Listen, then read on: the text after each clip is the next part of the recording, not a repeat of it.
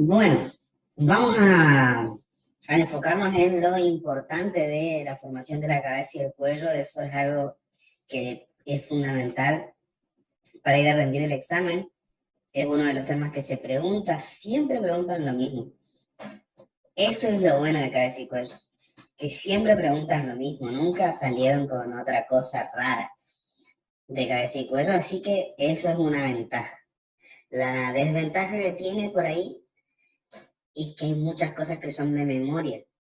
Entonces, los objetivos de la clase hoy van a ser conocer el desarrollo de la cabeza y el cuello, describir cronológicamente las estructuras que van apareciendo en la cabeza y el cuello, conocer los derivados de los arcos faringeos, bolsas faríngeas y hendiduras faríngeas.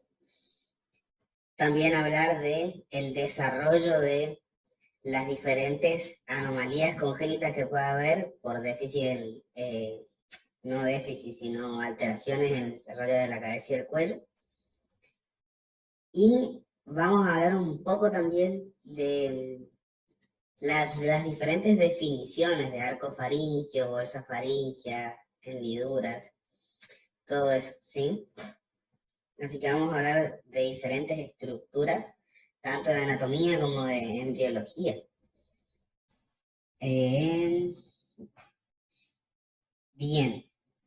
Cuando hablamos del desarrollo de la cabeza y el cuello, tenemos que situarnos en la cuarta semana de gestación, posterior a la gastrulación.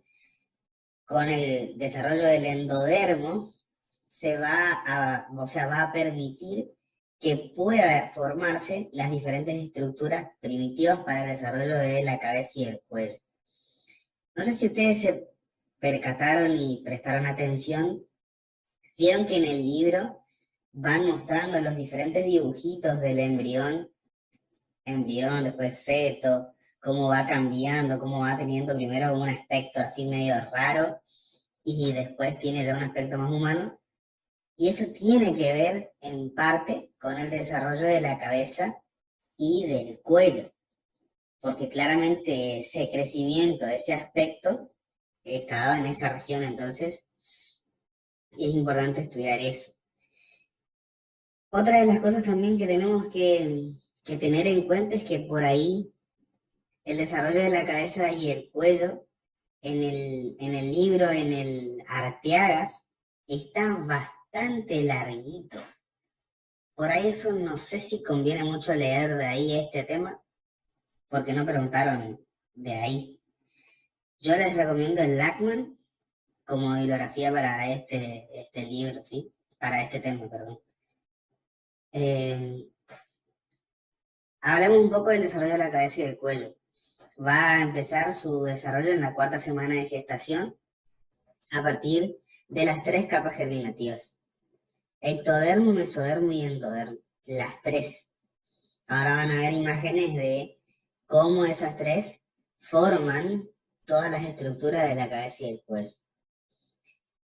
También es importante saber que la estructura más importante, y acá yo quiero tener cuidado con lo que voy a decir, la estructura más importante del desarrollo de la cabeza y el cuello son los arcos faríngeos. Pero eso no quiere decir que solamente tienen que saber eso, ¿sí?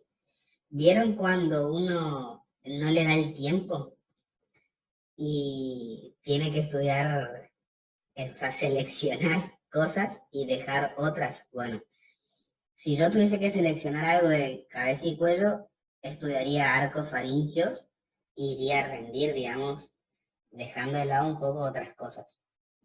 Ah, y fisura palatina, esas 2 cosas estudiaría.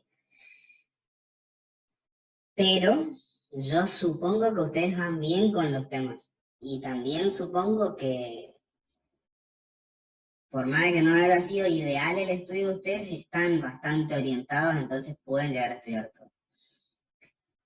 Eso no quita que le pregunten algo que no sea arcofaringeo. O sea, se corre el riesgo, obviamente. Pero bueno, eso es lo que les quiero transmitir. Hablemos un poco acerca de los arcos faringeos. ¿Qué son los arcos faringeos? Los arcos faringeos son barras de tejido mesenquimatoso.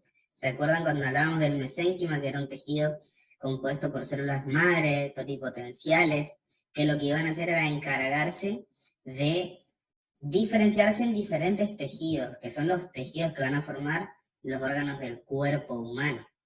Entonces, esas barras de tejido mesenquimatoso, que son los arcos faringios, se van a extender desde la región ventral del embrión hacia la región dorsal.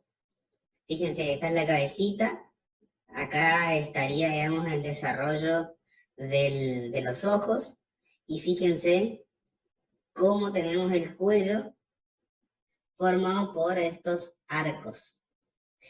Antes, en las ediciones viejas del Lachmann, le decían a los arcos faringios, los llamaban también arcos branquiales, porque era muy similar a esto que ustedes están viendo acá, ¿ven? Era muy similar a las branquias de los peces, pero obviamente nosotros no tenemos branquias, y si nos tiramos abajo del agua e intentamos respirar, vamos a tragar agua como loco y no vamos a poder sobrevivir. Por eso esa nomenclatura después se dejó de usar, ya no se dicen más arcos branquiales, ya no se la utiliza ni como nomenclatura alternativa, eso también es importante. Estos pliegues que ustedes ven ahí tienen forma como de dedo, ¿ven? Son como deditos. Eso marca el indicio de que se está desarrollando cada uno de los arcos faringios. O sea que en el hipotético caso de que se pudiera ver eso, sería un buen indicio del desarrollo embriológico, ¿sí? ¿A qué estructuras van a dar origen estos arcos faringios? Van a dar origen a las estructuras de la cara, del cuello, a las cavidades nasales, van a dar origen también a la boca y a la laringe, y a la faringe en una parte de la faringe.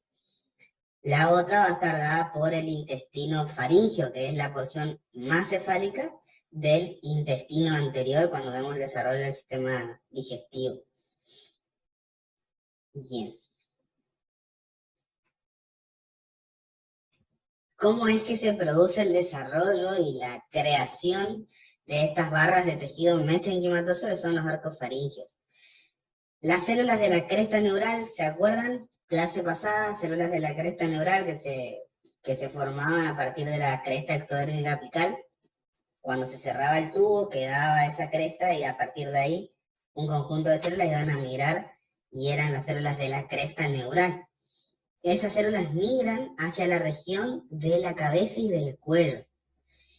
Y según lo que dice el libro, esas células lo que hacen es, digamos, como inducir al mesénquima subyacente de la cabeza y el cuello a que se transforme, ¿sí? A que haya una diferenciación epitelio-mesenquimatosa. Entonces, es como que se va a crear nuevas células, ¿sí? Porque son células madres. Tienen la capacidad de poder hacer eso. Y esta imagen es la que más o menos explica la migración, en qué sentido se va a producir. Va a ir desde dorsal hacia ventral, desde las células de la cresta neural hacia la región de la cabeza y el cuello. Aproximadamente entre el día 24 y 22, ahí eso es discutido, se va a producir la aparición de los primeros dos arcos faringios, ¿sí? ¿Cuántos arcos faringios hay? Es una de las preguntas típicas de cabeza y cuello, es básica, ¿sí? Nosotros vamos a encontrarnos con 5 arcos faringios. Vamos a tener el primer arco faringio, el segundo, el tercero, el cuarto, el quinto, que el quinto se vuelve rudimentario, o sea, se degenera, no crece. Y vamos a tener el sexto arco. Por eso yo les digo que son 5 arcos, ¿sí? 5 arcos faringios. Hay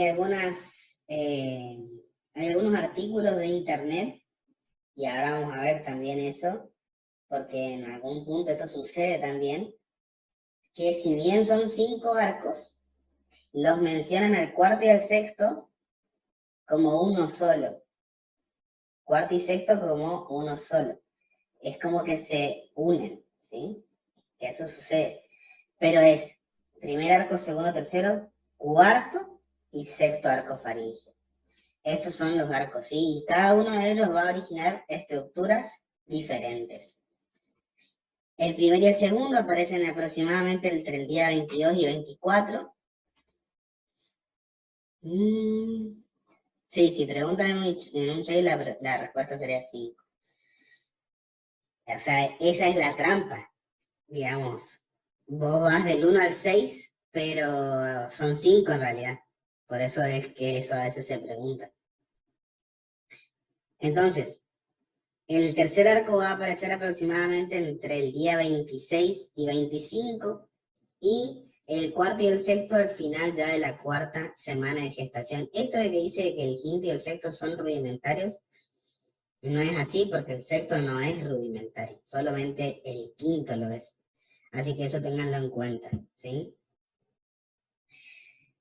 Las células entonces de la cresta neural van a migrar, van a estimular al mesénquima subyacente, que en este caso sería mesodermo paraxial, penetra esas células en cada arco y de alguna manera, que no está muy bien explicada, aparecen, ¿sí?, estas estructuras. Además de eso, los arcos faringios tienen también una parte importante, que es su composición, ¿sí? Como van a inducir la transformación del mesodermo paraxial, es una región, la de la cabeza y el cuello, que está muy cercana al tubo cardíaco. Entonces, cuando se produce la formación del tubo cardíaco, hay unas estructuras que se llaman arcos aórticos, que son células sanguíneas en forma, digamos, de arco, que también, al igual que los arcos faringios, tienen números. Y esos, digamos, arcos aórticos, lo que van a hacer es ir irrigando a cada uno de estos arcos faringios en su gestación, digamos. Por esa razón, ¿sí? Por esa razón es que cuando nosotros hablamos de cómo está compuesto un arco faringio, decimos que está compuesto por una arteria que surge del tronco, o sea, el contenido, digamos, del arco faringio. Una arteria que va a surgir del tronco arterioso del tubo cardíaco, venas, ¿sí? Músculos, en realidad es arteria, cartílago, músculo y nervios motores y sensitivos. Arteria, cartílago, músculo y nervios, ¿sí? Me confundí ahí, vena, dije, pero venas no son, ¿sí? Entonces, arteria, cartílago, músculo y nervios. Esas 4 cosas están dentro de un arco faríngeo. Eso puede ser una pregunta, ¿sí? ¿Cómo está compuesto un arco faríngeo?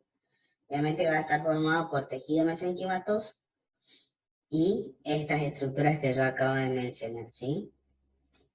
Además de eso, cuando hablamos del arco faríngeo, les voy a ver si pongo esta imagen. Esta es típica de hablar de arcos faringios.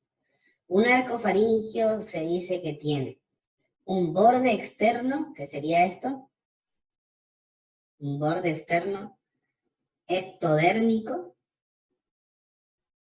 un núcleo endodérmico, mesodérmico, núcleo mesodérmico, borde externo ectodérmico, núcleo mesodérmico y un revestimiento interno endodérmico. Sería esto que estoy marcando ahí. De esa manera estaría formado un arco. A ver, voy a marcar este arco ahí. Esto sería así y se continuaría, digamos, acá. ¿Ven? Ahí estaría toda la barra, digamos. Este es como un corte del cuello, pero sagital. Entonces se corta el cuello, se saca esta parte y se ve el cuello así.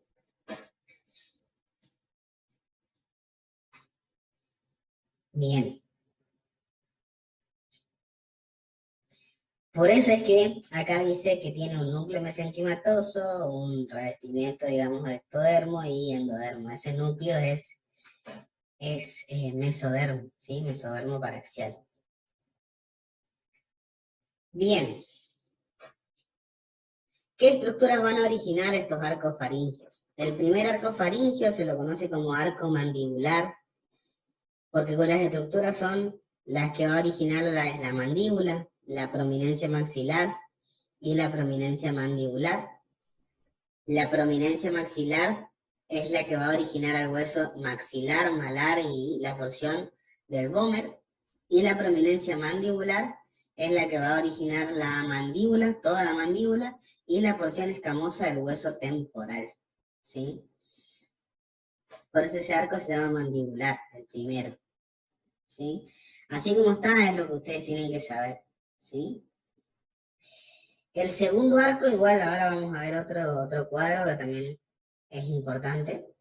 El segundo arco es el hioideo porque va a originar, digamos, parte, o sea, del hueso hioide, la mayor parte. Y el tercer arco y el cuarto arco también van a originar partes del hueso hioide, que ahora vamos a ver cuáles son. A grandes rasgos sería esto. Ahora, cuando nosotros, digamos, estos son los derivados óseos. Cuando hablamos de, fíjense, los derivados de los cartílagos de los arcos faringios, vamos a tener que el primer arco está dividido en una porción que va a ser, digamos, ventral y una que va a ser dorsal. O sea, la barra de tejido sería así, y esta parte va a ser ventral y esta va a ser dorsal. Eso igual a veces no tiene mucho sentido saber, sino lo importante es esta parte del cuadro, digamos, conocerla.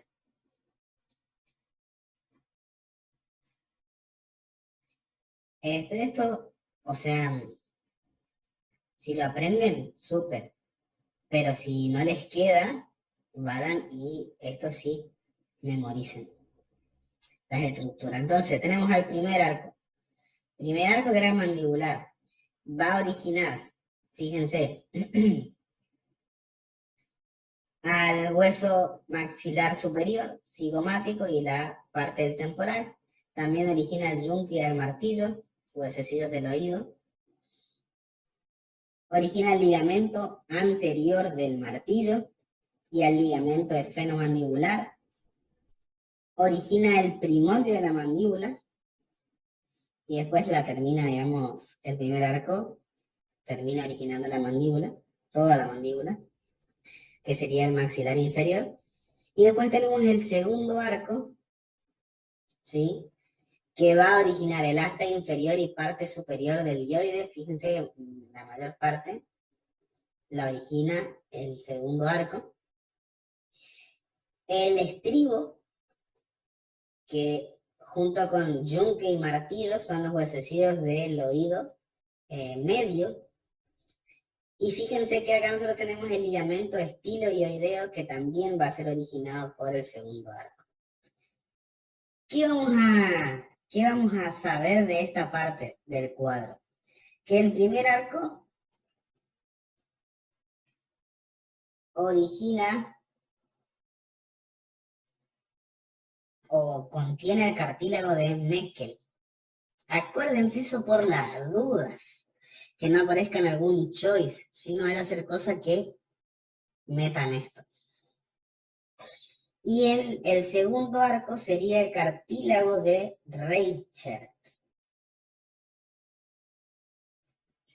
Acuérdense esos dos nombrecitos nada más, ¿sí? Meckel el primero, Reichert el segundo. Después sí las estructuras que va a originar. Cigomáticos, maxilar, temporal, yunque, martillo, mandíbula. Lo mismo con el segundo arco. Cuando vamos a hablar del tercer arco faringio, ya habíamos dicho que el segundo, el tercero, el cuarto y obviamente el sexto iban a originar lo que era el hioides y todos esos huesos. Por eso es que forma el asta mayor y parte inferior del hueso hioides. ¿Alguien sabe cuál es el hueso hioides? ¿Eso dieron un poco? ¿Saben cuál es? ¿No saben ni cuál es, digamos? Sí, bueno, pero supe que hay un montón. A ver qué dicen. Sí, el hueso del cuello me dicen que es el hioides. El que cuelga de ligamentos.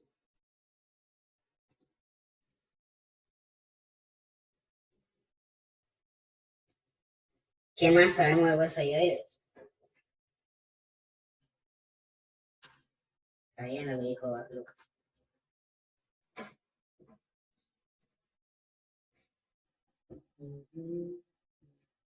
En relación con la faringe. Bien. ¿Cómo se lo conoce el hueso hioides?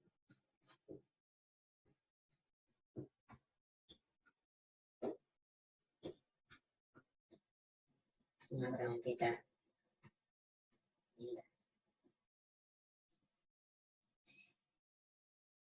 El cuarto y el sexto arco faringio, como para no perder el hilo,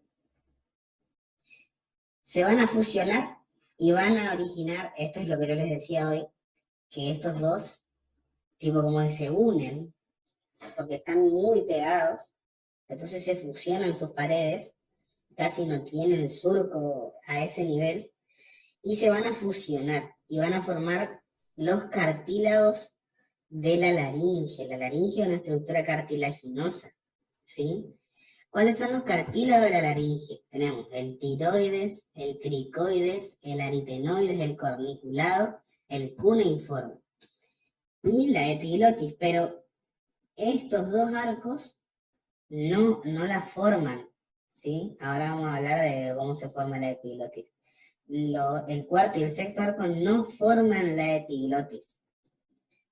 Entonces, supongamos que hay una pregunta que diga marque la incorrecta en relación a los arcos faringios, supongamos que le pongan que el cuarto origina la epiglotis, eso sería falso, ¿sí? La epiglotis no. No digan que no les avisé, ¿eh? Epiglotis no. Bien, sigamos.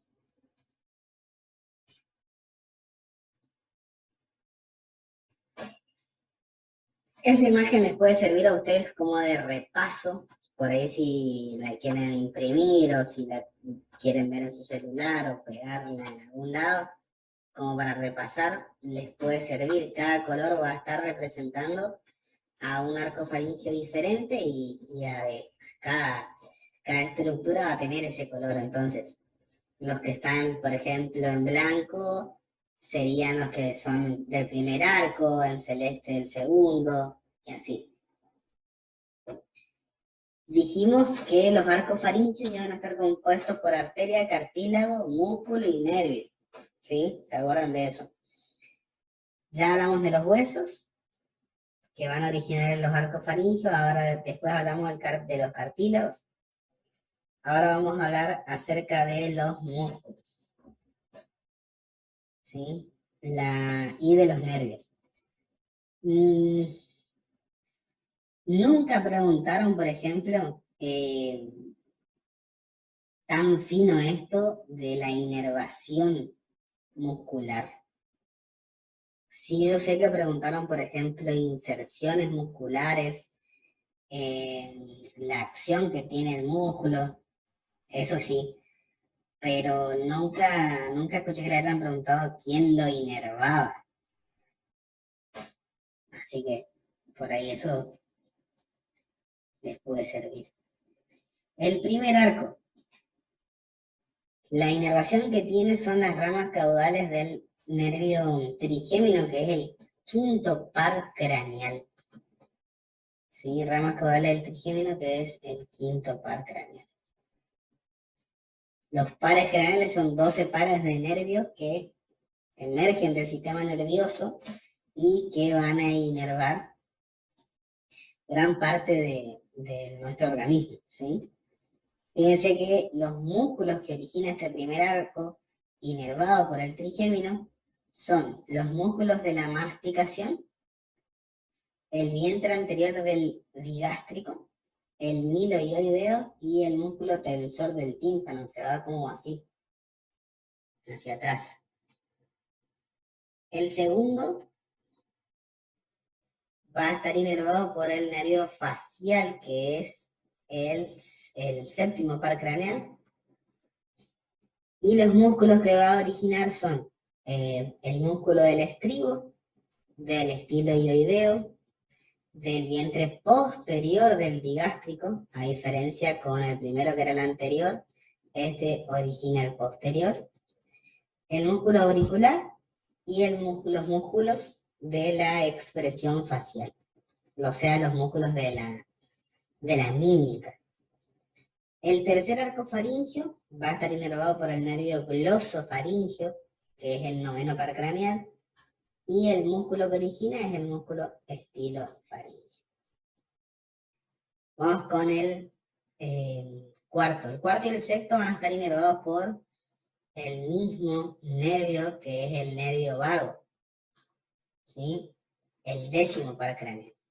La diferencia es que el cuarto está inervado por la rama laringea superior, recurrente del nervio vago, y el sexto por la rama laringea recurrente inferior del nervio vago, ¿sí? ¿Qué músculos va a originar el cuarto? El cricotiroideo, el elevador del velo del paladar y los constrictores de la faringe, que esos son los que le ayudan a la faringe, y los músculos intrínsecos de la laringe. ¿Sí? Vieron que para la deglución son importantes esos músculos para que el bolo alimenticio pase. Así que tienen bastante acá para ir memorizando.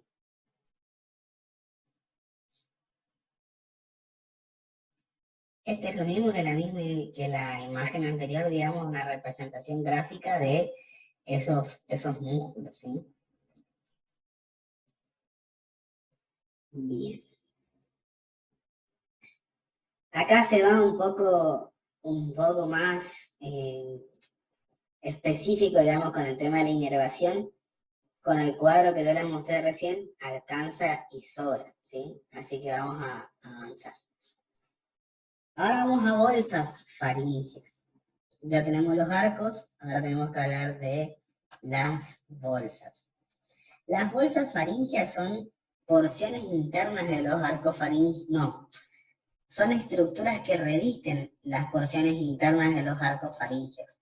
¿Qué quiere decir esto? Que las bolsas faríngeas son estructuras aparte de los arcos, son diferentes, ¿sí? Se van a extender desde craneal hacia caudal y llegan hacia el esófago, ¿sí? Hasta el esófago es el lugar donde se hace más estrecha y desaparecen. La formación de estas bolsas faríngeas se produce porque el endodermo de la faringe, ¿se acuerdan? Intestino faríngeo, formación de digestivo, o sea, por endodermo. El endodermo de la faringe se va a introducir en forma de divertículo, o sea que empieza a hacer como divertículos, ¿sí? Como unas estructuras así con, digamos, no son tubulares, pero parecidas. Son 4 pares bien definidas y el quinto par de bolsas es rudimentaria, ¿sí? ¿Saben cuál es la bolsa faríngea? Yo le voy a marcar con negro a la bolsa. Esta sería una. Esta es la bolsa. Y esto de aquí arriba sería el arco. Arco, la bolsa abajo, recubriendo internamente a los arcos. ¿Se entiende? ¿Se comprende? Sí. Está para que no se choquen, digamos, como amortigua algo, puede ser. O sea, para entenderlo en la relación que dice. Sí, sí, si es para entender, sí. La función es más, Siempre están abajo. claro, la función es más de revestimiento. Es más de revestimiento y va a originar estructuras. Las bolsas, faringias. Ok, está. Pero sí es como que, digamos, entiendo lo que vos querés decir. Siempre, cada arco va a estar entre dos bolsas. O sea, por ejemplo, por eso yo no te quiero decir que sí a que está siempre debajo de un arco, porque mira, supongamos que, bueno, no vamos a suponer nada, este es el segundo arco, ¿sí? Esta sería la primer bolsa, pero la primer bolsa no está abajo del segundo arco, está arriba. ¿Entendés? Sí, entiendo. Bien, entonces, pero la segunda bolsa, sí. Entonces, eso es lo que, digamos, yo quiero que ustedes entiendan. Que están entre los arcos. De alguna manera los revisten y de alguna manera también los separan uno de otros. Sirve también para eso la bolsa. Otra estructura, ya que estamos viendo acá este cuello, son las membranas faringias. Las membranas faringias, como bien está marcado acá, es la membrana que se va a formar a partir del revestimiento ectodérmico del arco y la porción endodérmica de la bolsa. Se va a formar la membrana faringea y ahora vamos a hablar de eso.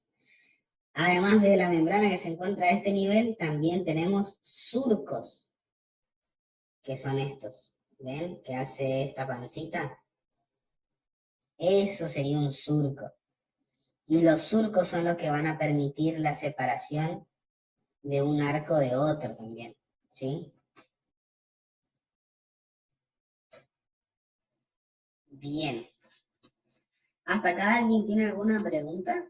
Aparte, digamos, de la que hizo Orne.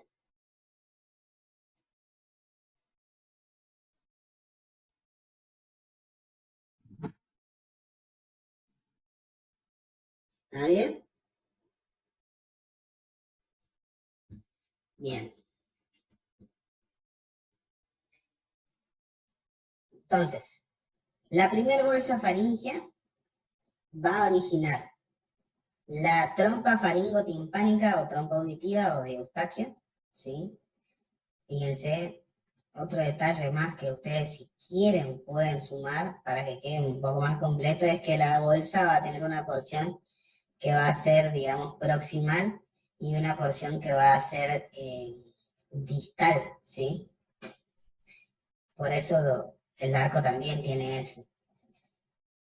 La porción proximal va a formar la trompa de Eustaquio, que es un punto de conexión entre la cavidad nasal y la auditiva, y la porción distal se ensancha y forma la cavidad timpánica primitiva, ¿sí? La cavidad del tímpano. Además, forma el antro mastoideo, que son estructuras del oído, ¿sí? Tienen que saber eso. La trompa de Eustaquio se forma de la primera bolsa. Muy preguntable esa bolsa, digamos, la primera. La segunda, una parte se va a obliterar y la otra va a formar el seno amigdalino. Está a punto de cortarse esto, así que bueno, vuelvan a unirse. En sí, la segunda bolsa forma las amígdalas palatinas. Sí, las amígdalas, ustedes conocen. esas las originan la segunda bolsa faríngea, y eso también es importante.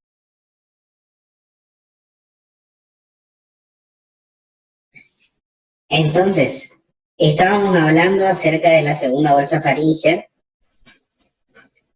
y fíjense cómo, a ver acá, cómo la segunda bolsa faríngea va a originar la amígdala palatina, las amígdalas, ¿sí?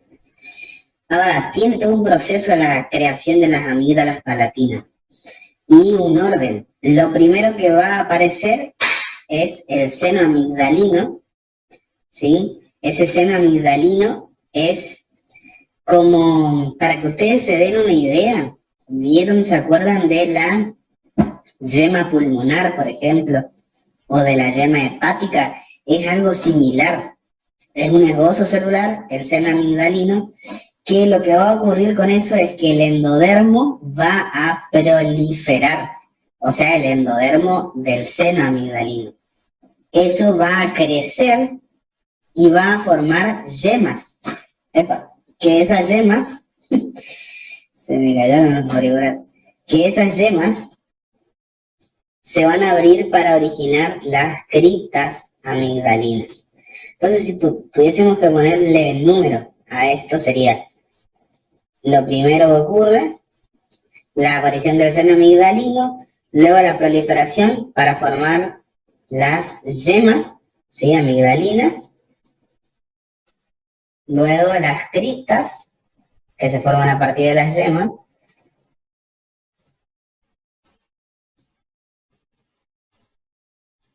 y después de esas criptas, el endodermo tapiza las crestas y el mesénquima se diferencia en nódulos linfáticos para formar las amígdalas palatinas, o sea, la amígdala del lado derecho y la izquierda. ¿En qué semana aproximadamente? En la semana 20. Sí, aproximadamente en la semana 20 de gestación es que se va a formar esta estructura. Ustedes saben que la función principal de las amígdalas justamente son de, digamos, función inmune, ¿sí? De protección. Por eso es que se van a inflamar en los procesos infecciosos, ¿tá? Sobre todo en las bacterianas, ¿sí? Bien.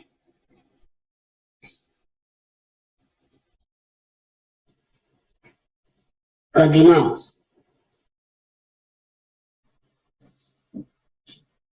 Tercer bolsa faríngea. O sea, hablamos de la primera, ¿sí? Hablamos de la primera. Hablamos de la segunda bolsa faríngea, ahora tenemos que hablar de la tercera bolsa faríngea.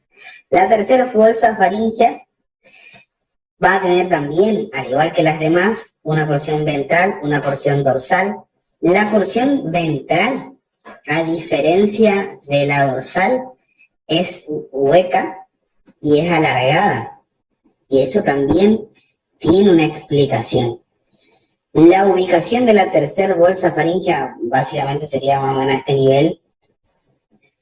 Y el epitelio, ¿sí? De la porción hueca y alargada de la bolsa, de la porción ventral de la bolsa sería, va a proliferar. Y proliferan una y otra para formar una única estructura que se une en la línea media. Es decir, es como que hace esto así. Eso que va a formar se llama timo y es una glándula, ¿sí? Que se encuentra a este nivel, a nivel external, el timo. Bien. Después, la porción dorsal, que a diferencia de la ventral, que era hueca y que era alargada, esta es sólida, tiene forma de bulbo. Y el epitelio de cada bulbo se va a diferenciar en las glándulas paratiroideas inferiores, que ustedes la deben conocer bien a esas, cuando hablaban del sistema endocrino. Al principio, estas bolsas tienen como una conexión con la faringe, porque obviamente la ubicación en la que se van a formar les permite eso, pero con el correr del desarrollo y el crecimiento cefalocaudal, va a hacer que la glándula paratiroide y el timo pierden la conexión con la faringe, entonces se separan. La cuarta bolsa faríngea, fíjense que las bolsas son las que van a originar la parte glandular, si ustedes se van dando cuenta. Tenemos la porción ventral, también alargada, forma el cuerpo último branquial, que es el que va a originar las células parafoliculares de la glándula tiroides, las células C. Y esas células C, ¿se acuerdan? Que son las que van a secretar la hormona calcitonina. ¿Sí? ¿Se acuerdan de la calcitonina? Metabolismo del calcio y del fósforo. Bien. Estas son las que van a secretar calcitonina y son las que van a encontrarse en la glándula tiroides. Y después tenemos la porción dorsal, que tiene forma de bulbo y que se va a diferenciar cada porción en las glándulas paratiroides, pero las superiores. Entonces, fíjense que las glándulas paratiroides inferiores se van a formar a partir de la tercera bolsa y las superiores a partir de la cuarta bolsa faríngea.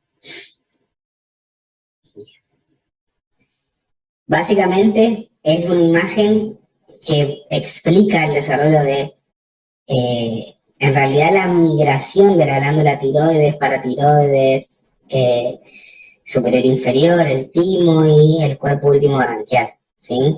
Cada una de estas flechas tiene un color. Por ejemplo, la de la tiroides es la amarilla, que es la que se desplaza de la, digamos, de esta prominencia faríngea, se desplaza hacia la línea media y se ubica en su posición definitiva, ¿sí? Que es bien ventral. Después tenemos la paratiroides inferiores y el timo, que son estas, ¿sí? Paratiroides inferiores, estos dos puntos negros, y acá el timo que se va a unir después en la línea media. Después tenemos las paratiroides superiores, ¿está? Y el cuerpo último branquial, ¿sí? Que va a originar, digamos, las células C, que van a secretar calcitonina de la tiroides. Por eso las flechitas verdes van adentro de la tiroides, porque son las células que están formando parte de la glándula, ¿sí?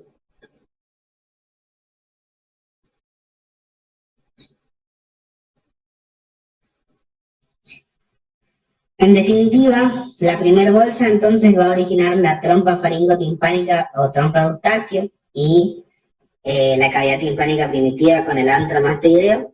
La segunda bolsa faríngea va a originar las amígdalas palatinas, la tercera bolsa el timo y las paratiroides inferiores, la cuarta bolsa las paratiroides superiores y las células C. Luego tenemos los surcos faríngeos, que son los que van a estar presentes entre la cuarta y la quinta semana de gestación. Son las estructuras que van a ir separando cada arco entre sí, que ya les mostraba. Y de los surcos faríngeos, los más importantes son los primeros, o sea, el primer par. El primer par va a formar los conductos auditivos externos. Lo que ustedes ven, y se pueden meter el dedo en la oreja, esos se forman a partir de el primer surco faríngeo, ¿sí? Los demás surcos faríngeos se obliteran, ¿ah? Se van a obliterar. Entonces, lo único que tienen que saber de los surcos faríngeos, que separan a cada arco faríngeo, que están presentes en la cuarta y la quinta semana de gestación, y que el primer par de surcos va a originar el conducto auditivo externo de cada lado, y el resto desaparece, ¿sí? Se oblitera. Las membranas faríngeas son las estructuras que se van a formar del endodermo de la bolsa faríngea y el ectodermo de los surcos faríngeos, o sea, el ectodermo externo. En un punto se unen, ¿sí? Y forman las membranas faríngeas.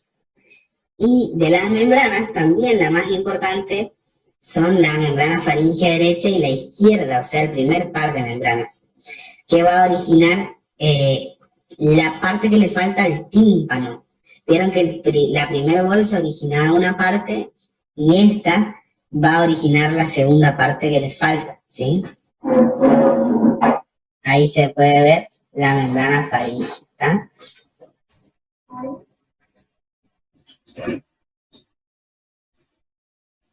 Otro acontecimiento importante es el desarrollo de la glándula tiroides, ¿sí? Vamos a poner por acá.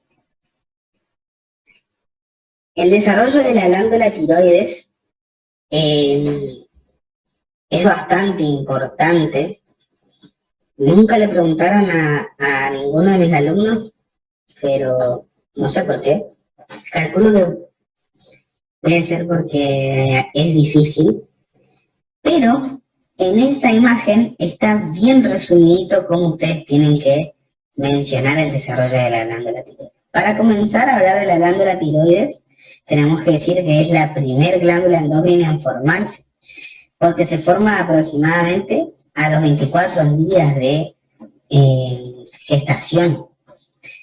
Ni siquiera están desarrollados los últimos arcos y ya la glándula tiroides empieza a desarrollarse. ¿Cómo se va a producir? Lo primero que va a ocurrir es que hay un engrosamiento endodérmico en la línea media, ¿sí? De la faringe. Bien en la línea media va el ectodermo, va a engrosarse. Y ocurre un proceso muy similar al de la formación de las yemas hepáticas, etcétera, etcétera, que es la evaginación del ectodermo. Entonces es como que aparece un bulto a ese nivel, que es el primordio tiroide. Ese bulto de endodermo es hueco, no tiene contenido adentro.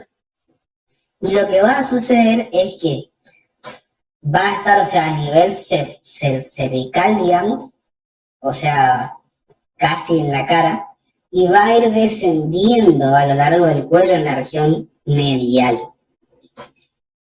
¿Dónde se va a ubicar? Se va a ubicar ventralmente al hueso hioides. Ventralmente al hueso hioides. Que ustedes me van a tener que decir cómo más se llamaba. Además de eso, se posiciona y se convierte en una masa sólida, o sea, ya no es hueca, sino que pasa a ser sólida, y se divide en dos. Un lóbulo que va a ser izquierdo y un lóbulo que va a ser derecho, ¿sí? Esos lóbulos van a estar conectados por una región central llamada istmo-tiroide, ¿sí? Que es lo que las divide, pero las conecta, en fin. En la séptima semana de gestación ya alcanza su forma, su tamaño definitivo y su localización final. Va a haber una estructura importante que es esta que ustedes están viendo acá, esta en amarillo, lo estoy marcando, esta,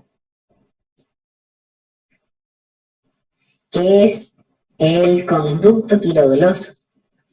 Ese conducto tiroidoso era el que unía la glándula tiroides con la lengua, porque todo se estaba formando en ese mismo nivel, por eso le decía que era bien en región, digamos, de la cara y después va bajando. Ese conducto tiroidoso que la unía a la lengua, a la glándula, desaparece. Y lo único que queda es la abertura de esa unión, que va a persistir como agujero ciego de la lengua, ¿sí? La lengua tiene un agujero ciego. Y viene en la raíz. Bien. Acá tenemos la formación de los arcos bolsas, ¿sí? Y después vamos a, para que ustedes se den una idea, la tiroides se forma a partir del endodermo, el endodermo circundante que va a estar revistiendo a las bolsas, ¿sí? Pero no deriva de ningún arco, eso también es importante. Ahora, Acá hay paso a paso el desarrollo de la glándula tiroides, a partir de, bueno, lo primero que va a aparecer son los arcos y el primordio tiroideo, que en teoría ese primordio tiroideo va a ser este esbozo endodérmico, esto, ese va a ser el primordio tiroideo, ¿sí? La parte endodérmica que se vaginó. Luego de eso, vamos a ver la segunda imagen, va a haber una conexión entre lo que es la formación de la lengua, que va a estar dada a este nivel, un poco más superior acá, y acá tenemos el desarrollo de la glándula.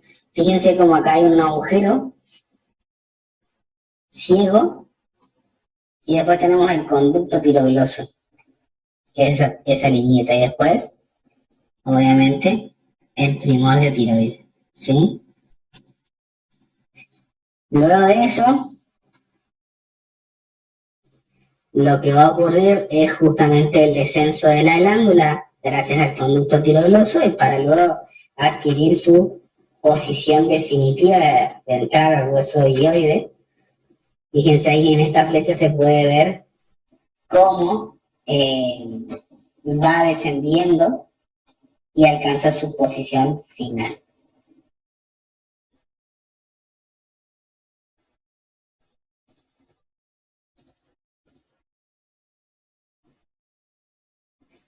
¿Hasta acá tienen alguna duda o alguna pregunta con respecto a esto? A ver, cabeza y cuello.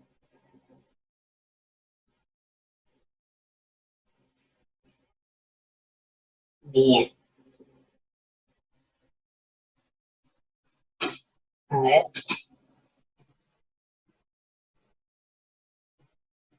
¿Cuál es la duda del hioides?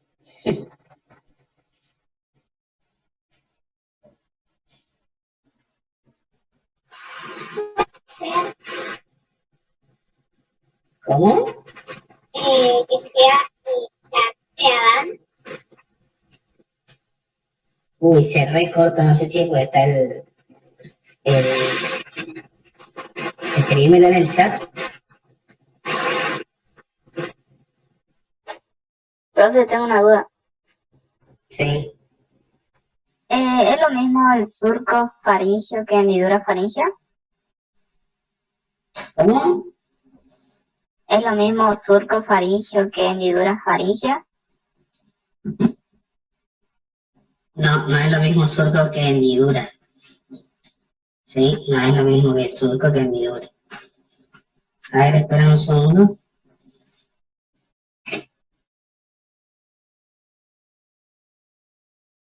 Grabando, ahí está. A ver, vamos al chat.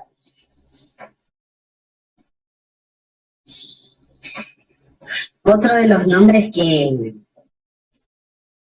digamos, se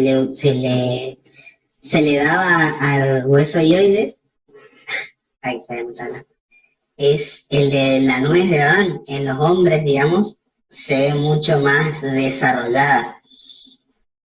Eso igual, eso es una estupidez porque hay bibliografías que hablan de que la nuez de Adán en realidad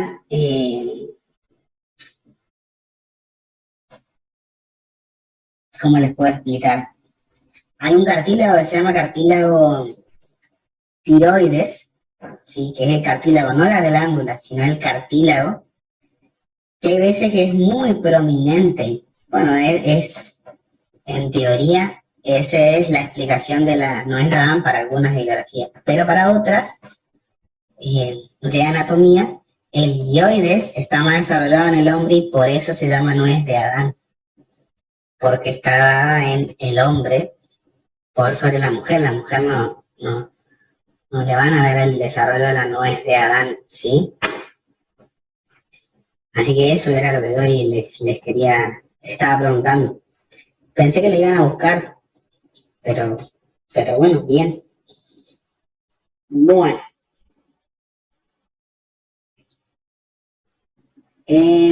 Queda hablar de formación de la lengua, después formación del paladar y el desarrollo de las estructuras de la cara, ¿sí? Con la formación de los labios y el paladar.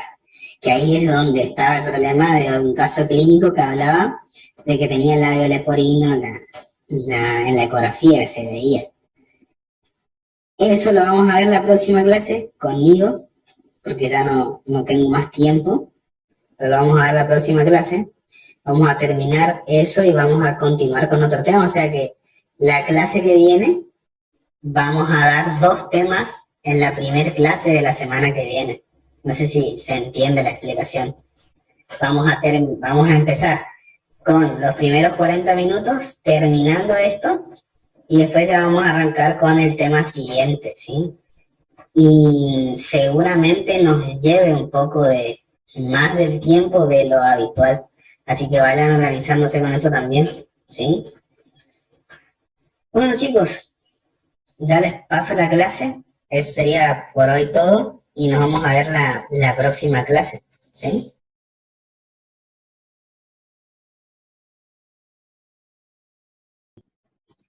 Entonces, vamos a arrancar con la clase de hoy, que en realidad es la continuación de la clase de cabeza y cuello.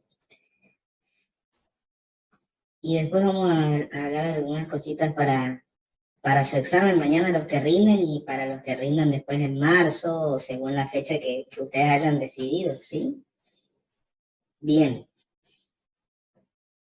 Habíamos quedado en el desarrollo de la lengua. Habíamos hablado de la clase anterior, el final de la clase anterior, de lo que era el desarrollo de la glándula tiroides, que me habían preguntado por privado si era muy, muy indispensable saber esto. Y yo les decía que de la glándula tiroides lo que tienen que saber es que es la primera en formarse, porque se forma alrededor del día 24 de gestación, y sepan que tiene un descenso la glándula tiroides, que va a descender a lo largo de la gestación para ubicarse definitivamente ventral al hueso hioides, ¿sí? En una primera instancia, y en la 7ª semana de gestación, fíjense que acá al final voy a correr esto para que ustedes puedan ver también, se va a ubicar ya en su posición final, su posición definitiva, ¿sí? Que es, digamos, fíjense si ustedes pueden ver acá en la imagen, tenemos el hueso hioides, que ahí está al principio, y después se va a ubicar bien por debajo del cartílago tiroides. Esa es la ubicación, ¿sí? De la glándula. Así que acuérdense de eso. ¿Y cómo es el descenso de la glándula tiroides? Primeramente, lo va a hacer, digamos, desde lo que es el hueso hioides y desciende por el conducto tirogloso, ¿sí?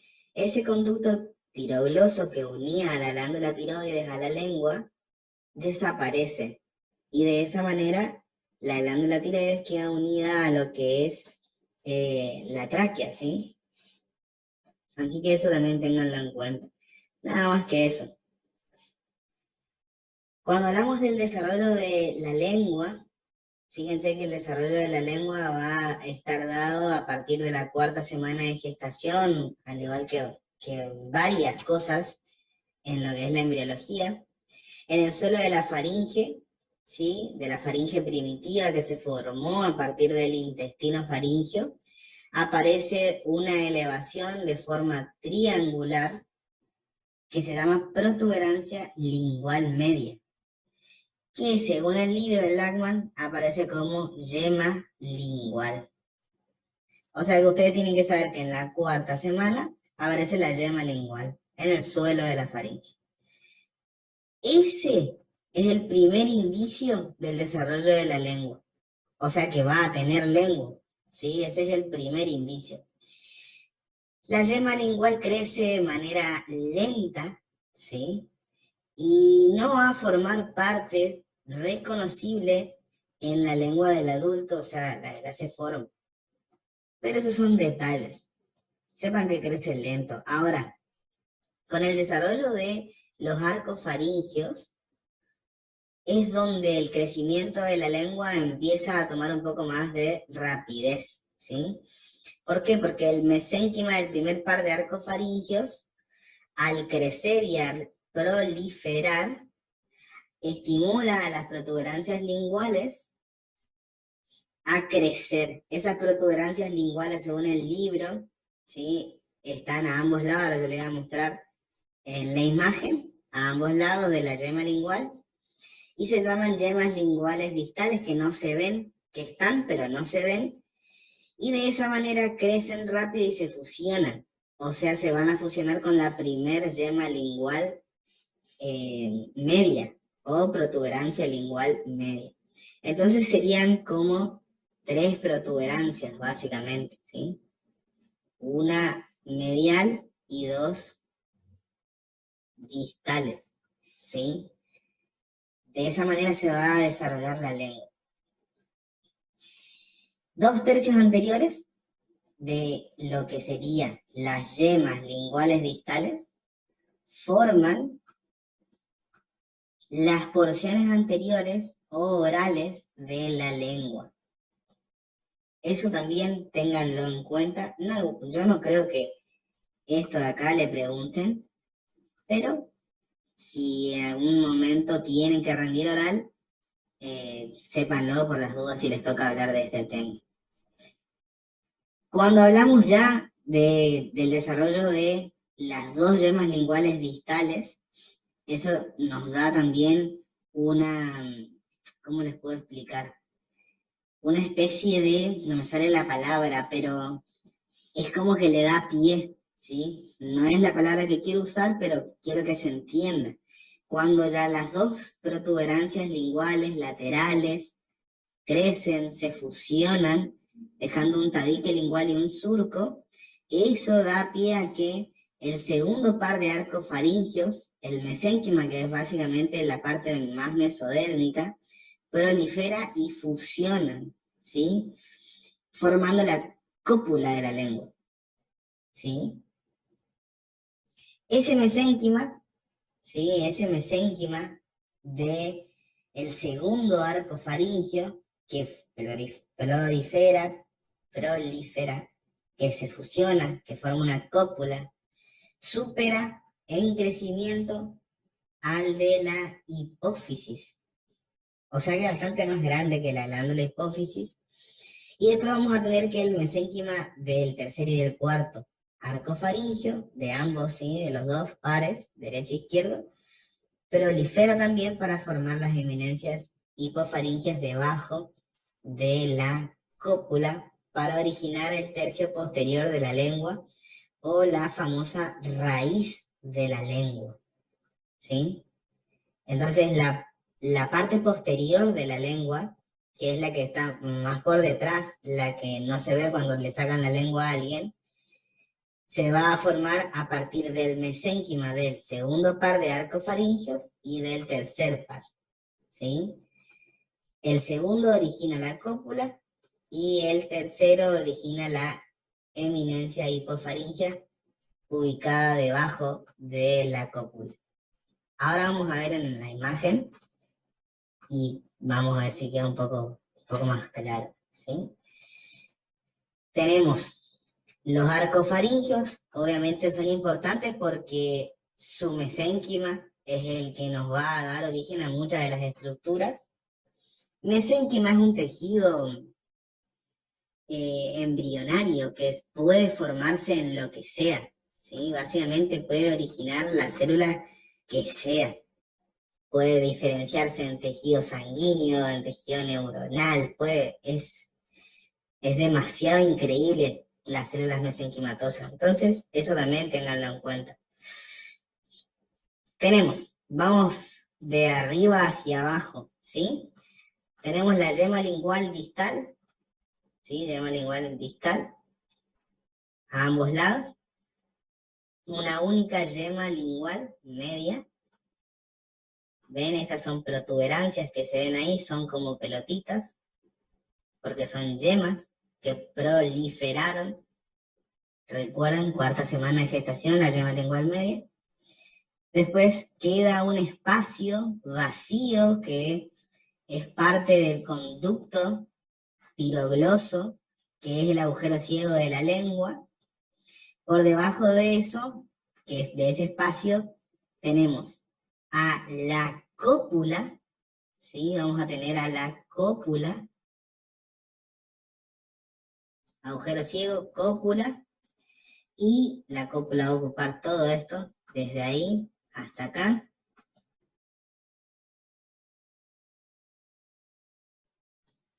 Y por último vamos a tener la eminencia hipofaringea. ¿Se ve? Del mesénquima del tercer arco faríngeo.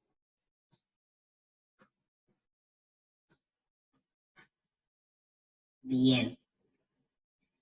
Lo que va a suceder es justamente que va a haber una proliferación. Vamos a la imagen B. Va a haber una proliferación, o sea, tiene que crecer la lengua, ¿sí? Y claramente va a crecer hacia adelante, ¿sí? Hacia adelante, hacia anterior. Por eso las flechitas están ahí. Vamos a ver que va a haber migración de las células, va a haber proliferación y crecimiento para que estas distales se fusionen en la línea media, dejando un único tabique, que ahora vamos a ver en la otra imagen, y estas dos, la eminencia hipofaringea y lo que es la cópula, también van a crecer y también se van a fusionar para originar la raíz de la lengua.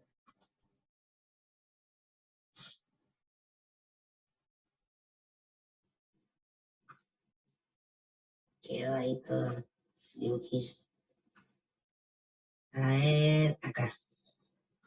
Me salté algún par de imágenes para que puedan ver. Fíjense los colores. Acá nosotros vamos a tener este triángulo que se formó a partir de la yema lingual medial y las yemas linguales distales, que se fusionaron en la línea media dejando de esta línea, esta estructura que es el tabique lingual. Esta porción es la parte oral de la lengua, ¿sí? Por eso dice parte bucal o oral. Esta es la parte más anterior. Y después vamos a tener la parte faríngea de la lengua o la raíz de la lengua, que va a estar formada por la cópula, el agujero ciego y lo que es la eminencia hipofaringea, que forman esta otra parte,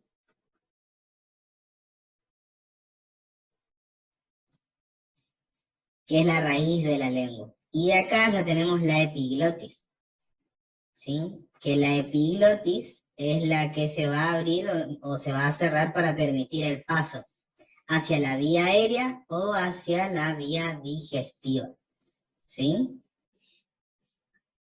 Bien, de la faringe pasa al esófago y de lo que es la laringe hacia la tráquea. Dentro de la composición de la lengua, sinceramente, no creo que les pregunten esto, nunca les preguntaron a nadie esto, nunca les preguntaron lo que es papilas linguales ni yemas gustativas, nunca, ¿eh? Pero esta parte de acá arriba sí la vamos a ver, me parece interesante, no les quiero llenar mucha información porque quiero ir a lo que es muy probable que les puedan llegar a preguntar. Y si bien composición de la lengua nunca preguntaron, en el hipotético caso de que lo hagan, hay que ver esto. Recuerden que lo fundamental es lo que vimos hasta acá. Las yemas, la cópula, la eminencia debajo de la cópula, eso es lo importante. Fíjense que se van a fusionar la parte anterior y la parte posterior. Surco en B, surco terminal. Fíjense, el mesénquima de los arcos faríngeos le va a dar la vascularización a la lengua. Los mioblastos de los miotomas a nivel occipital van a originar los músculos de la lengua. Y el nervio hipogloso, que es Fíjense, el par craneal número 12 es el que va a inervar los músculos linguales. Si ustedes saben esto, que el nervio hipogloso es el que inerva los músculos de la lengua, que los mioblastos de los miotomas, los miotomas son células musculares embrionarias, sí, primitivas. Los miotomas van a originar músculos, básicamente. Van a originar los músculos de la lengua, y que el mesénquima de los arcos faringeos va a dar la vascularización. Ahí ya tienen todo, ¿sí? Porque después papilas linguales y yemas gustativas, a mí solamente me interesa que ustedes sepan que las papilas linguales aparecen en la 8ª semana, ¿sí? Y en la semana 10 y 11, que son las, digamos, 3 papilas que van a aparecer: las caliciformes, las fungiformes y las filiformes. Estas son las que les van a dar, digamos, la parte nerviosa a la lengua. Y después tenemos las yemas gustativas, que se van a originar en la semana 11 y 13, que es la parte, digamos, que le va a dar a la lengua la información que va a ir de la lengua al cerebro y llevando la información acerca de los gustos, ¿sí? Básicamente eso. Igual, repito, no creo que les pregunten esto.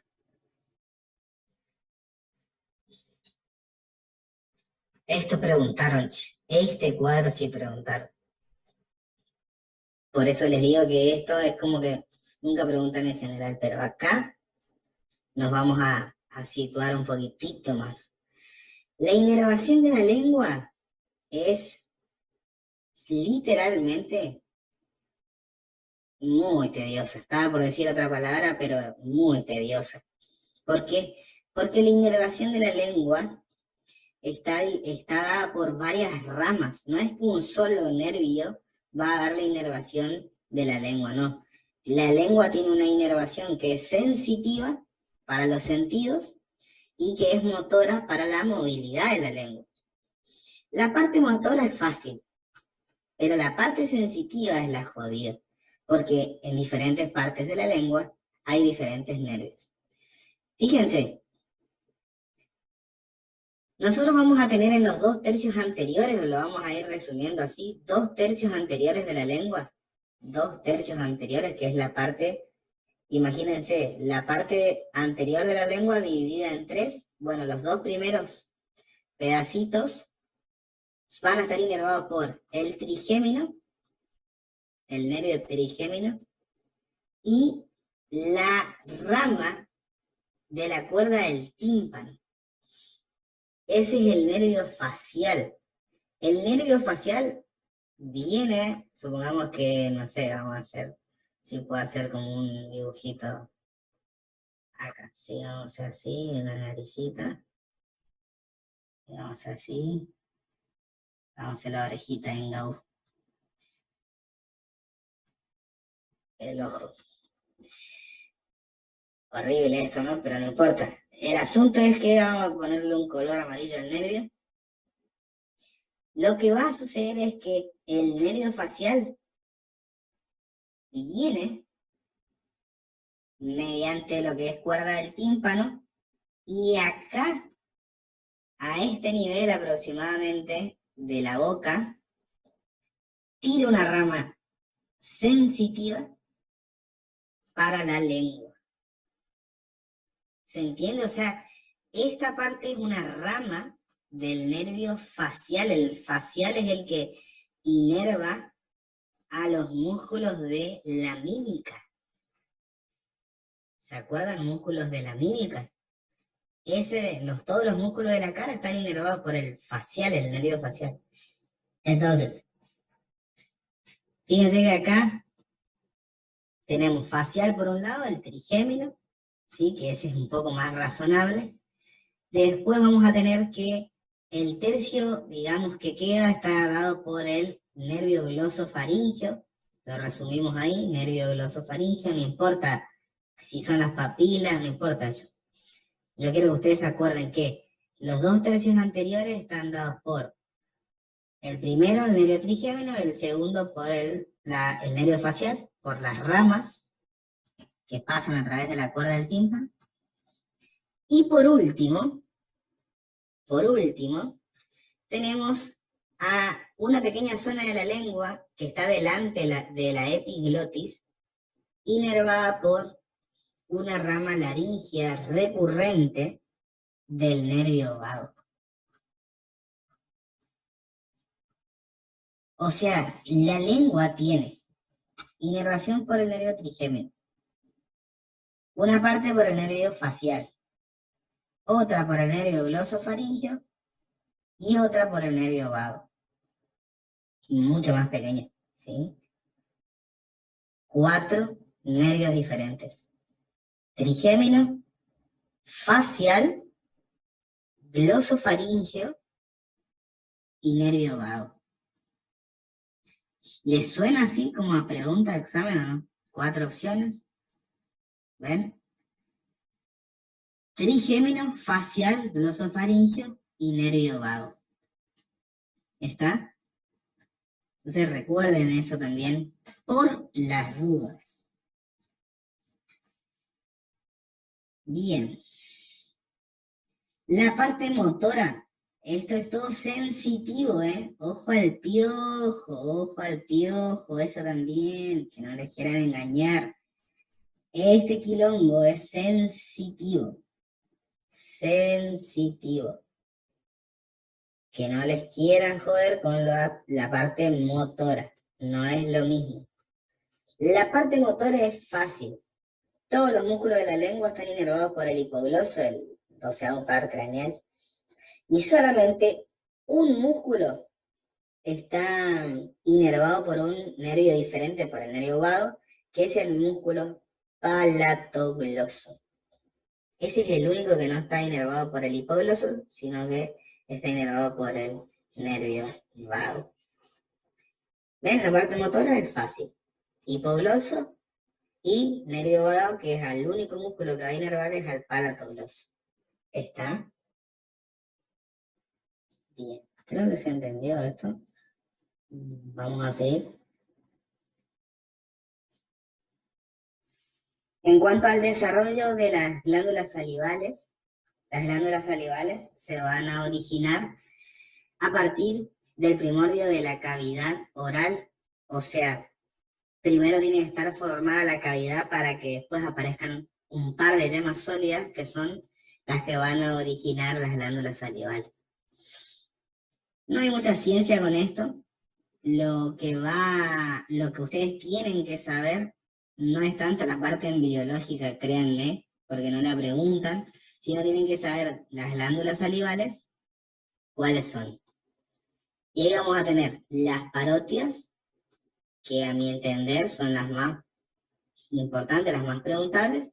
Después tenemos submandibulares y glándulas sublinguales. ¿De dónde derivan estas 3? Fíjense, las células de la cresta neural van a darle el tejido conjuntivo a las glándulas. En cambio, las células del epitelio de la mucosa oral van a darle el tejido parenquimatoso secretor. Quiere decir que las células de la cresta le dan la estructura y las células del epitelio de la mucosa oral le dan las células funcionales, ¿sí? El tejido parenquimatoso secretor. Si eso no funciona, va a haber un problema, ¿sí? Bueno, glándulas parótidas son las primeras en formarse de las 3. Las primeras, las parótidas. Estas son las que dan la parotiditis, la famosa papera, ¿sí? ¿Qué tienen que saber? Que son las primeras, inician en la 6ª semana de gestación, ¿sí? Y que su secreción va a empezar en la semana 18. Nada más que eso. Nada más que eso. No se enloquezcan, porque ya no hay tiempo, tienen que repasar lo importante. Entonces tenemos parótidas, ¿tá? Después tenemos las submandibulares, que se van a formar más tarde, a la mitad de la tercera o al final, perdón, a la mitad de la sexta o al final de la sexta semana de gestación. Y su secreción empieza antes, en la semana 16 de gestación. Y es fundamental que las glándulas salivales secreten la saliva, porque si no, el recién nacido no va a poder lubricar el pezón, no va a poder tener una buena alimentación, ¿sí? Las sublinguales aparecen en la 8ª semana de gestación, son las últimas.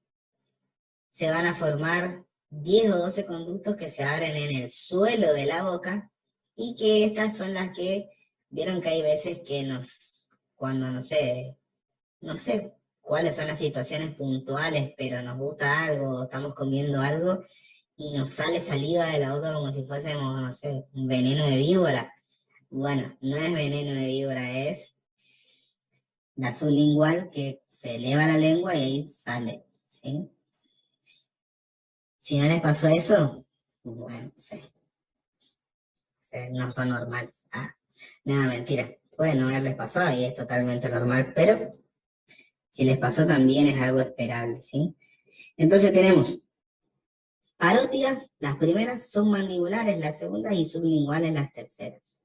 La secreción empieza las submandibulares en la semana 16, las parótidas en la semana 18 y en las sublinguales, eso no está definido en cuándo empieza su secreción, ¿sí?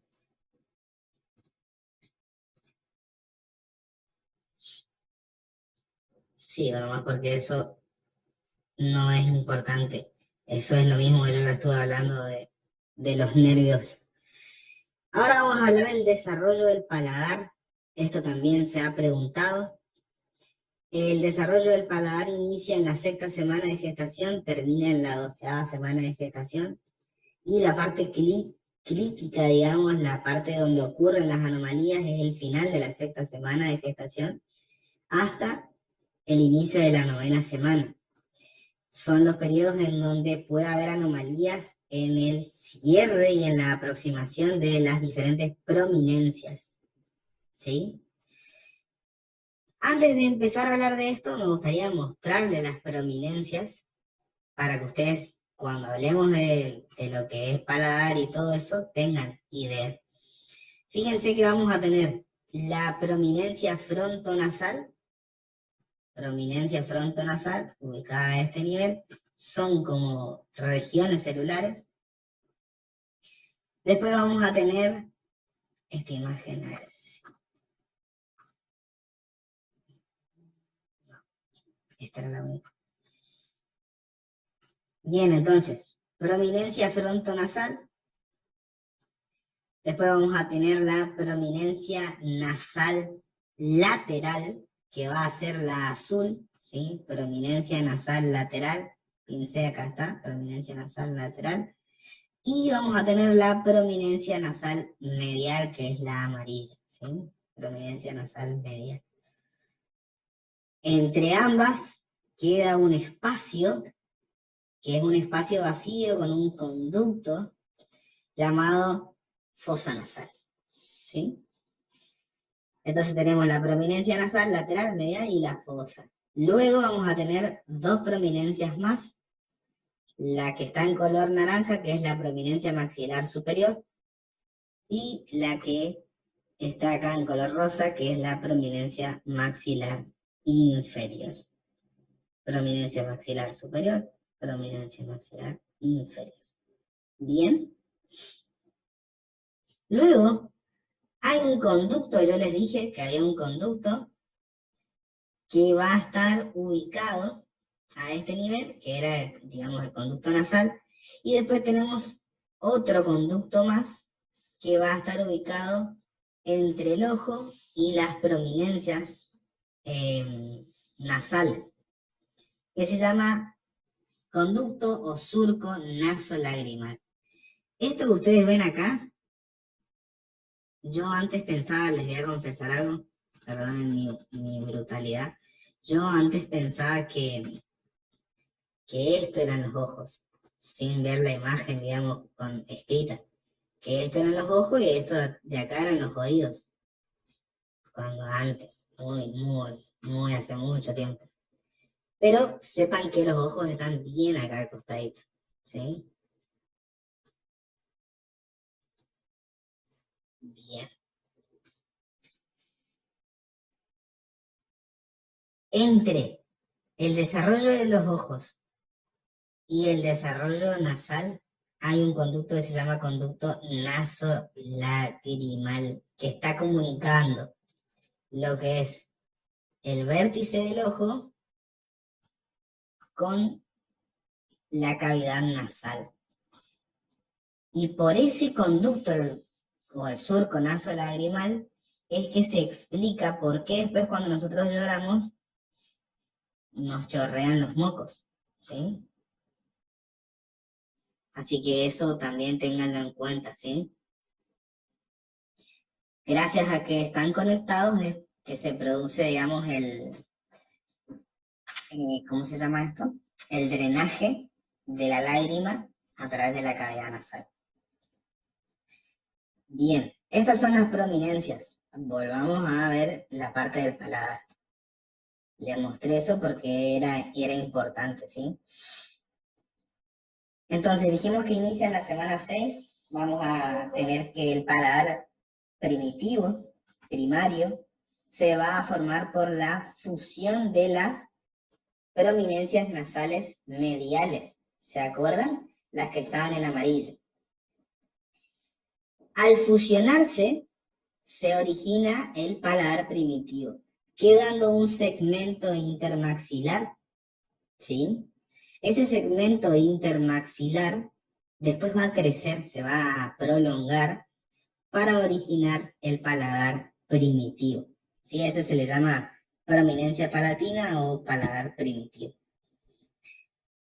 Gracias a la fusión de las prominencias nasales mediales, se forma la parte anterior y media del maxilar, llamada porción premaxilar o premaxila, se llama eso también. ¿Sí? Eso se forma gracias al paladar primitivo, que se formó por la fusión de las prominencias nasales mediales, que quedó entre ellas un segmento intermaxilar que crece, forma el paladar primitivo, y todo en conjunto va a dar la premaxila, la porción premaxilar o parte anterior media del maxilar. Después tenemos el paladar secundario, que es un poco más jodido. El paladar secundario se forma por la aparición de dos proyecciones mesenquimatosas, que estas vinieron ya del mesénquima subyacente del desarrollo de la cara.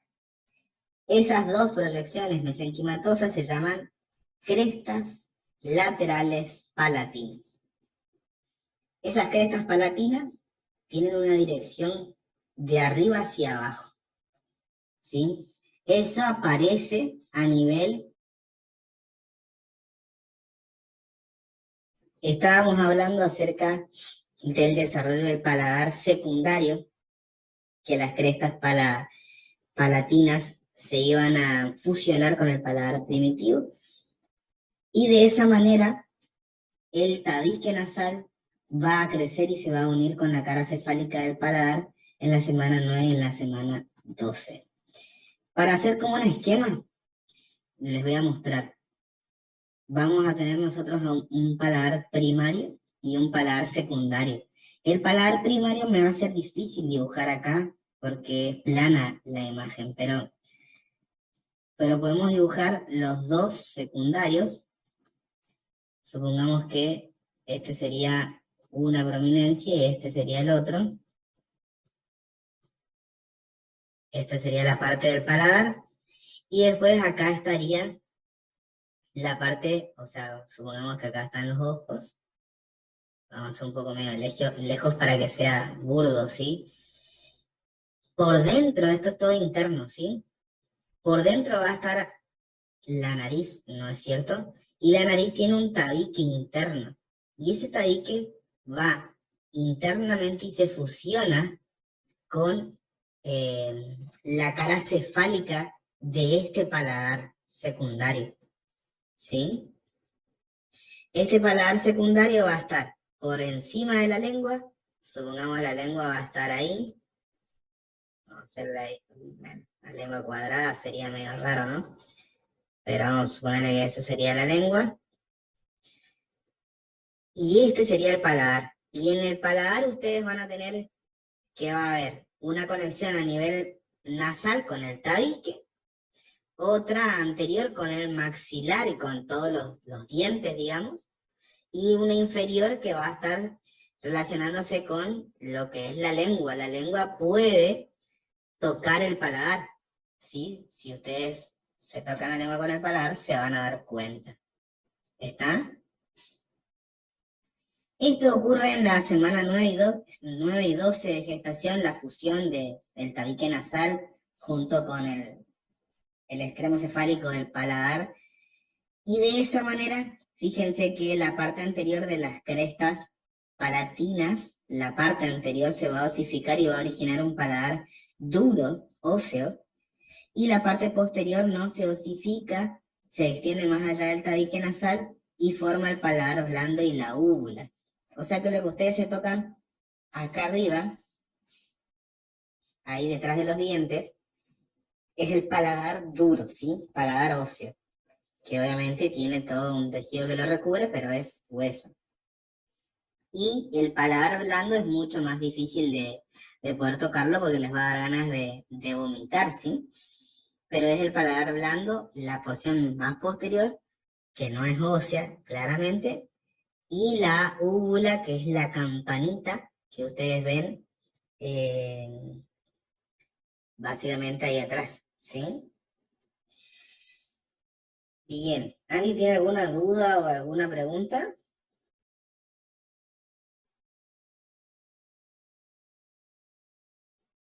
¿Que me quieran hacer?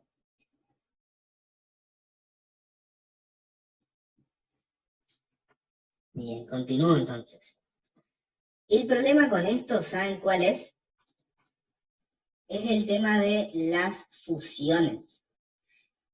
¿Por qué? Porque cuando no se producen las fusiones de las crestas palatinas laterales, o cuando no se forma el paladar primitivo con lo que es toda la premaxila, la porción premaxilar, la zona anterior, digamos, de la fosa a la fosa incisiva, es la parte más anterior del paladar.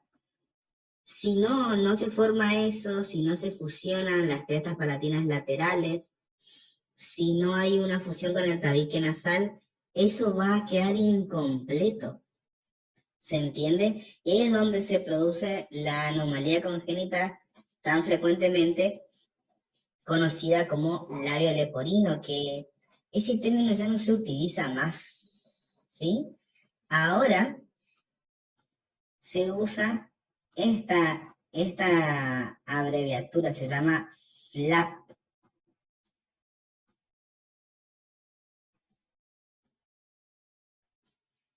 Y cada una de las letras significa algo. La F significa fisura, labio, alvéolo, palatino. Este es el término correcto para el término antes dicho, labio leporino. Fisura, labio, alvéolo, palatino. ¿Sí? Fisura, labio, alvéolo, palatino. ¿Qué quiere decir?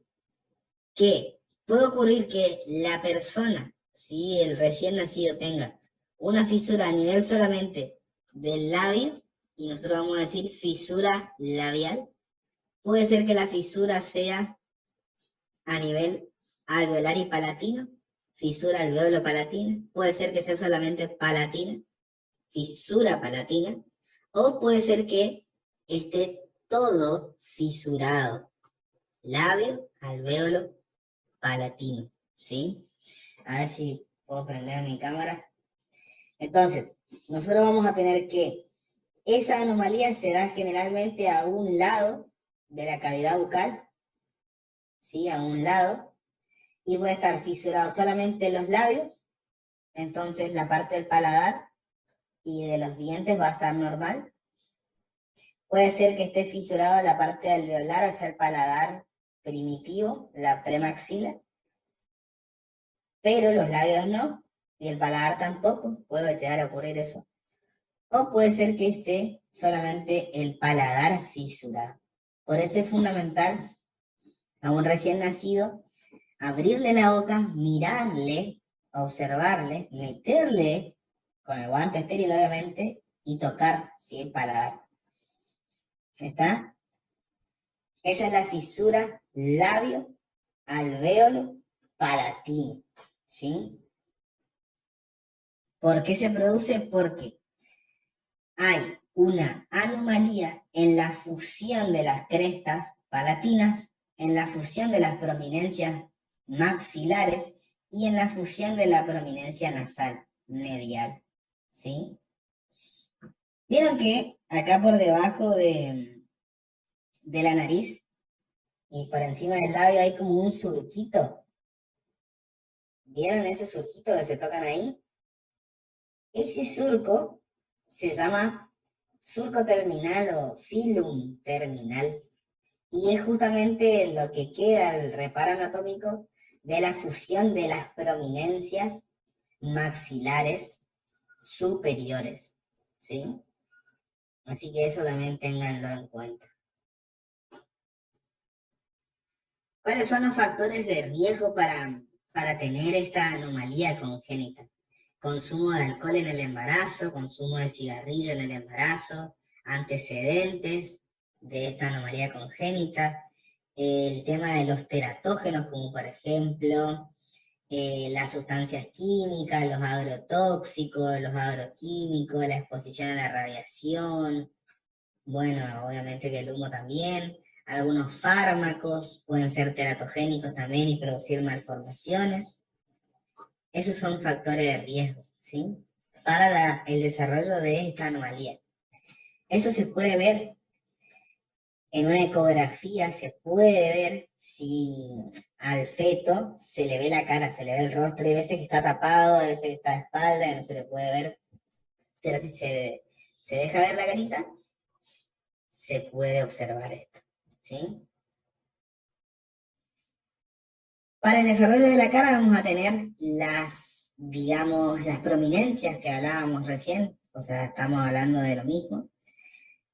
Tenemos que las prominencias frontonasales, a sus lados el ectodermo se va a engrosar de las prominencias, esto ya es bien a nivel cefálico, para originar las famosas placodas nasales, que esas placodas se van a invaginar, hacen como un surco y forman la fosa nasal. La fosa nasal se forma entonces por una invaginación de las prominencias frontonasales que originaron las placodas nasales que se invaginaron y formaron las fosas, ¿sí? Nunca preguntaron esto. Así que esto también, céntrense más en acordarse de la parte del labio leporino. Alrededor de las fosas nasales se crean dos crestas, formando las prominencias nasales, que se van a dividir en dos grupos, laterales, son dos laterales, y dos mediales. ¿Sí? Yo siempre digo las laterales y las mediales que forman esta parte de la nariz, ¿sí? Lateral y medial. Y adentro la fosa. Estas serían las prominencias, la prominencia frontonasal, que el ectodermo a este nivel es el que va a formar las placodas nasales, que son como placas básicamente, que se invaginan y originan las fosas, ¿sí? Después tenemos las prominencias, la maxilar superior, la maxilar inferior, la nasal medial, la nasal lateral y acá arriba la frontonasal. Algo de los labios ya les mencioné. Los labios se van a formar gracias a que las prominencias maxilares crecen a nivel medial. Lo que van a hacer con las prominencias que están acá arriba, con estas, fíjense que lo que tiene que crecer es esto, para formar el labio superior, y lo que hace es, crecen en este sentido, y comprimen a las prominencias nasales, las van apretando, las van acercando. Entonces, al hacer eso, en la línea media, comprimiendo a las prominencias nasales mediales, forman el labio superior fusionándose en la línea media, dejando el filum terminal este que yo les decía hoy. Ahora, las prominencias mandibulares, lo mismo, proliferan hacia la línea media, se unen y forman el labio inferior. Entonces, el labio superior se forma por la fusión de las prominencias maxilares y el labio inferior se forma por la fusión de las prominencias mandibulares. ¿Está? ¿Está lo mismo? Bien. Dentro de la formación de la nariz se va a originar por tres orígenes. Tres prominencias van a originar la nariz. La prominencia frontonasal origina el puente de la nariz, que es esto que está acá, esta depresión, puente de la nariz. Sí, tengo una nariz muy fea, yo como para usarla de ejemplo, pero bueno, debería usarla alguna de ustedes. No sé quién tiene la nariz así, bien hegemónica, pero sería el puente. Las prominencias nasales mediales se van a unir para originar la cresta. Y las prominencias nasales laterales van a originar las alas de la nariz, que sería esta partecita de acá. Y los cartílagos o carrillos de la nariz, que significa cartílago, se forman cuando las prominencias maxilares se agrandan y comprimen a las nasales para que de esa manera se originen esos cartílagos. O sea que el puente de la nariz se va a originar por esta prominencia, la frontonasal. Vamos a hacerla ahí como un puente. Y después vamos a tener que la parte interna se va a originar por la prominencia nasal medial y la parte externa se va a originar por la prominencia nasal lateral. Y ahí tenemos el filum terminal, ¿sí? Y la parte de los cartílagos se va a formar por la prominencia maxilar, que va a comprimirse y va a llegar hasta este nivel, la parte cartilaginosa de la nariz, ¿sí?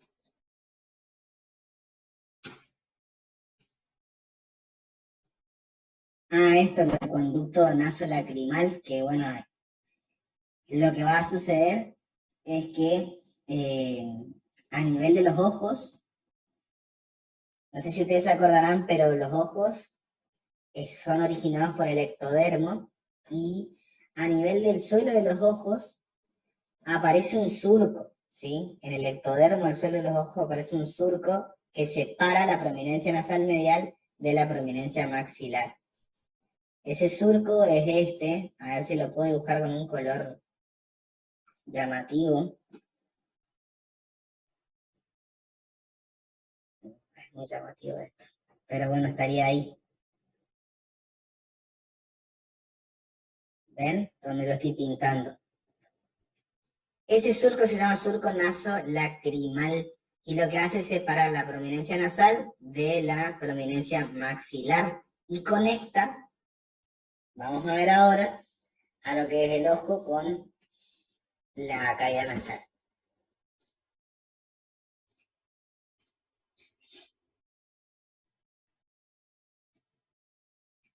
Entonces, fíjense que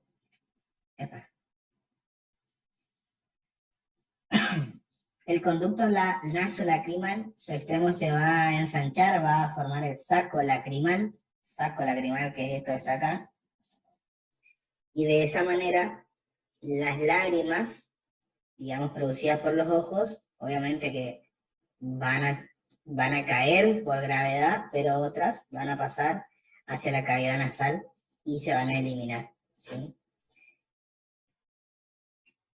Bueno, este es el dibujo, digamos, que yo trataba de hacer hoy. Fíjense, la prominencia nasal lateral, la nasal medial y las maxilares, cómo se van aproximando hacia la línea media, porque las prominencias se van aproximando, ¿sí? y cómo la cara va adquiriendo un aspecto cada vez más humano con el correr de la gestación por la proliferación de estas prominencias. Gracias a que se forma, digamos, la cara y las prominencias, los ojos también se ubican en una cavidad más humana, no tan lateral, y fíjense que el aspecto que tiene ya es de un ser humano.